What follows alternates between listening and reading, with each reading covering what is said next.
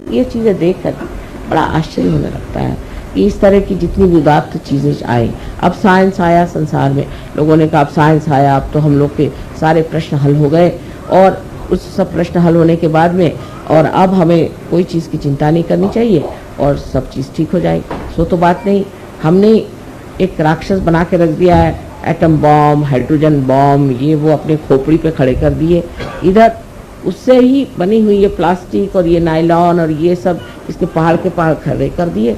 ये सब चीज़ें जो सुविधा के लिए बनाई थी इतनी असुविधाजनक हो गई, इनसे दुनिया भर की बीमारियां आ गई, आफतें आ गई। आखिर क्या वजह, क्यों इस तरह से हो गया? ये सब जो चीज़ें ये सब हित प्रणीत थी, हित को लेकर थी, हितकारी बनाई गई थी। उसी से मनुष्य की नवीन उमंगें आई, उसी से उसने सोचा कि मानव के उद्धार के लिए चीज़ बनाई जाए, वही उसके उद्धार की जगह उसको पूर्णतया नष्ट करने की। इसका कारण क्या हो सकता है?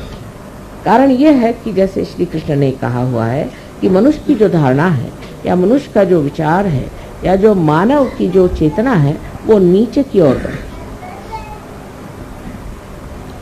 और धीरे धीरे वो धूली में मिल जाती। ये उन्होंने कहा नहीं, ये मैं कह रही, क्योंकि आज वो साक्षात है उसको।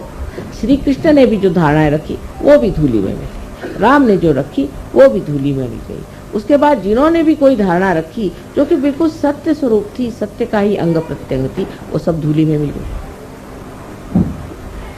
इसका कारण यह है कि जब ये मनुष्य के दिमाग के घड़े में पड़ती है तो उसमें कोई ऐसी विषाणु वस्तु है कि जिससे यह सब चीज विष में हो जाती है। ये विषारी वस्तु क्या है जिससे इस तरह का कार्य होता है? वो है इसकी सीमाएं।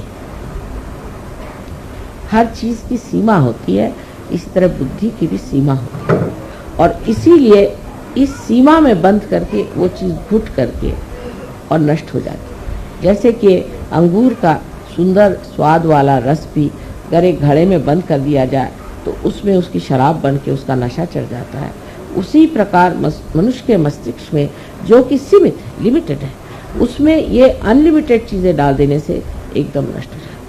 इसका मतलब ये नहीं कि मनुष्य का मस्तिष्क ही कुछ खराब है। इसका मतलब ये है कि ये जो मस्तिष्क है इसकी सीमाएं तोड़नी होगी, इसकी सीमाएं बढ़ानी होगी।